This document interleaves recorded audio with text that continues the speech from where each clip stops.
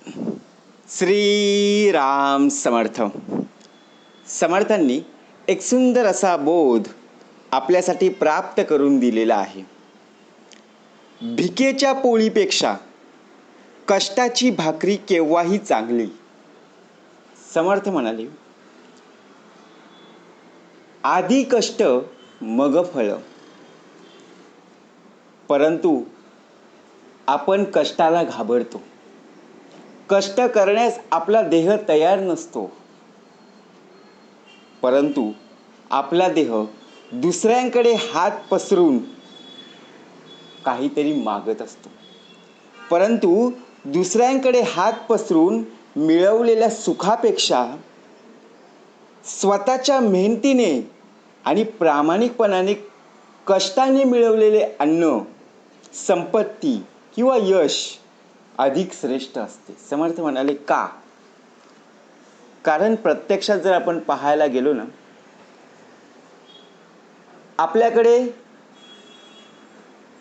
जेवढी काही संपत्ती असेल, अन्न असेल, यश असेल, जर आपण स्वतःच्या कष्टाने, स्वतःच्या मेहनतीने आपण कमवलेलं असेल,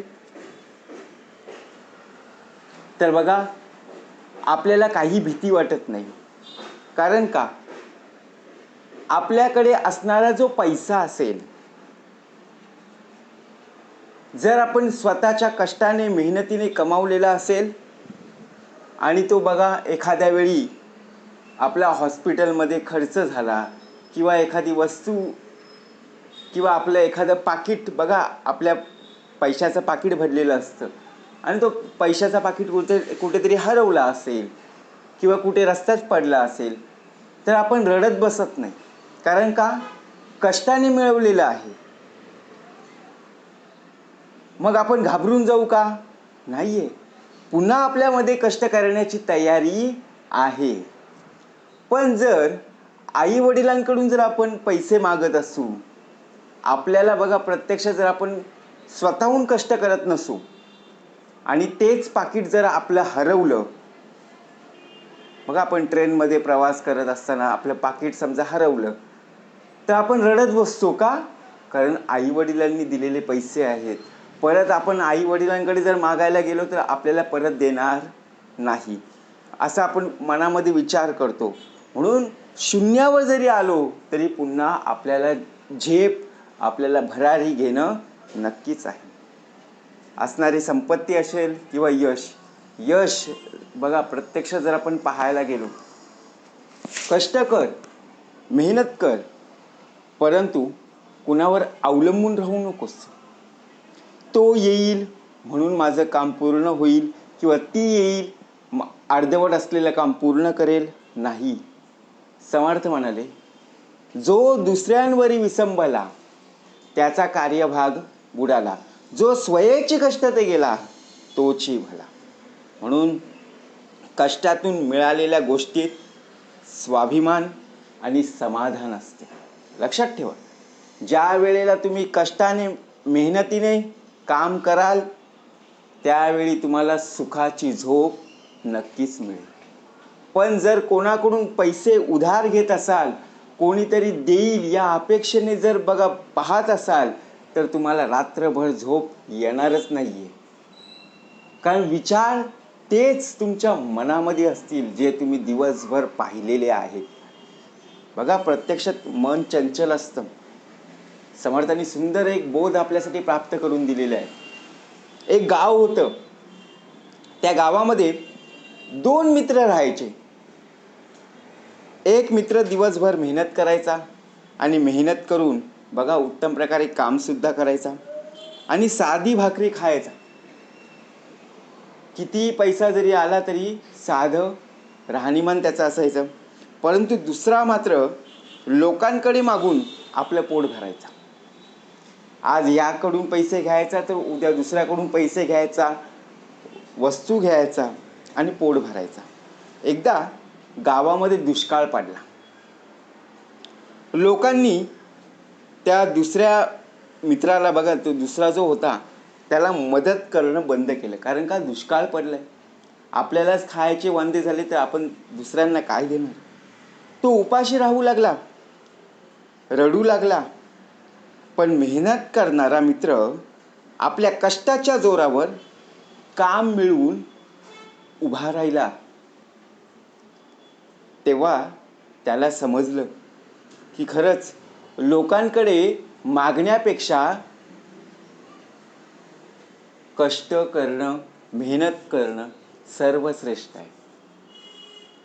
म्हणून आजच्या जीवनातही अनेक जण सोपा मार्ग शोधतायत आत्ताच्या घडीला. पण मेहनत, प्रामाणिकपणा आणि स्वावलंबन यांच्यामुळेच माणूस खऱ्या अर्थाने यशस्वी होत असतो. मार्ग तुम्हाला जो निवडायचा ना तो उत्तम प्रकारे निवडा.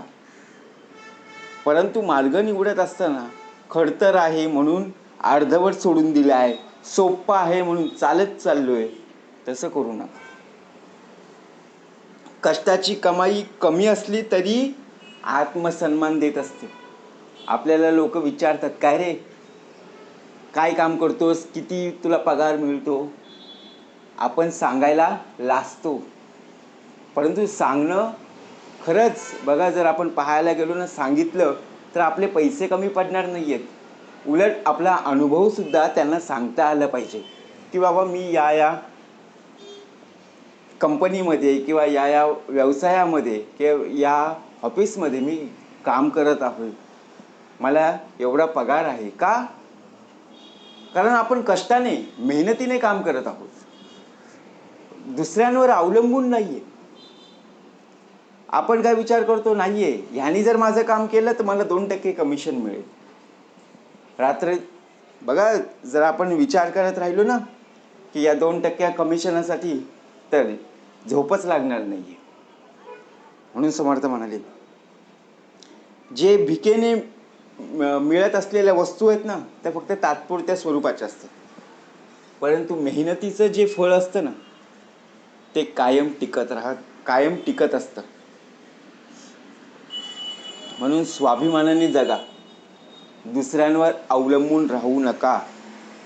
कष्ट करा, मेहनत करा, परंतु कष्ट करत असताना फळाची अपेक्षा करू नका, मला किती मिळेल. कष्ट करत असताना, मेहनत करत असताना उत्तम प्रकारे कार्य करा. कार्य तुम्ही जितक्या प्रमाणात उत्तम प्रकारे कराल तितक्या प्रमाणात तुम्हाला त्याचं फळ मिळाल्याशिवाय राहणार नाही. आता श्रवण केली याचे फळ, क्रिया पालटे तात्काळ.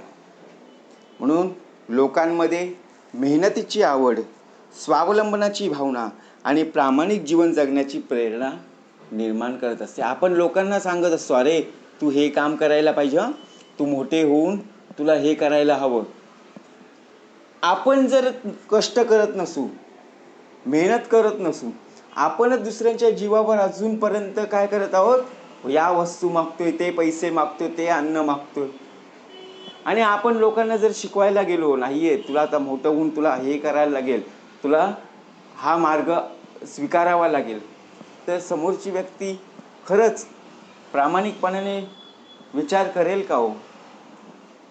काय मनात येईल की सांगणारी जी व्यक्ती आहे ती अजून उत्तम प्रकारे कार्य करत नाहीये, ती व्यक्ती दुसऱ्यांच्या जीवावर बघा जगत आहे आणि आपल्याला मार्ग दाखवत आहे. मग आपण स्वीकार करू का? नाहीये. समर्थ म्हणाले, मार्ग सापडे सुगम, न लगे साधन दुर्गम, साईची मुक्तीचे वर्म ठाई पडे. कितीतरी या मार्गामध्ये अनेक जण भेटतील, परंतु कोणाच्या संगतीत राहायचं आहे, कोणत्या संगतीमध्ये आपला देह असला पाहिजे, हे सुद्धा तितकंच महत्त्वाचं आहे. म्हणून समर्थ म्हणाले, खरं तर प्रामाणिकपणा, नम्रपणा आपल्यामध्ये असणं फार गरजेचं आहे. आपण जीवनामध्ये अनेक सोपे मार्ग निवडत असतो. जसं बघा, प्रश्नपत्रिका आपल्यासमोर आली की आपलं जेवढं पाठांतर आहे, जेवढं वाचन केलेलं आहे, त्यामध्ये आलेले प्रश्न, त्याची उत्तरं आपण लिहित असतो. कारण का? वेळ आहे, त्या वेळेमध्ये आपली उत्तरं झाली पाहिजेत, लिहून झाली पाहिजेत, बरोबर की नाही? परंतु खडतर आहेत, कठीण प्रश्न आहेत, त्याचं उत्तर बघा, आपण केलेलं वाचन, आपण केलेलं पाठांतर त्याचं विस्मरण झालंय, ते आठवायला आपल्याला वेळ लागते. म्हणून खडतर असेल, कठीण असेल तरी सुद्धा लिहिणं गरजेचंच आहे. बरोबर की नाही? प्रवास जरी खडतर असला तरी सुद्धा त्यावरून चालणं गरजेचं आहे. म्हणून समर्थ म्हणाले, कोणावर अवलंबून राहू नकोस, कोणाच्या दारात जाऊ नकोस, त्यापेक्षा स्वकष्टाने कमाई कर, स्वकष्टाने नाव मिळव आणि देहे त्यागिता कीर्ती मागे उरावी या उद्देशाने उत्तम प्रकारे आयुष्य जग. म्हणून समर्थ म्हणाले की भिकेच्या पोळीपेक्षा कष्टाची भाकरी केव्हाही योग्यच. जय जय रघुवीर समर्थ.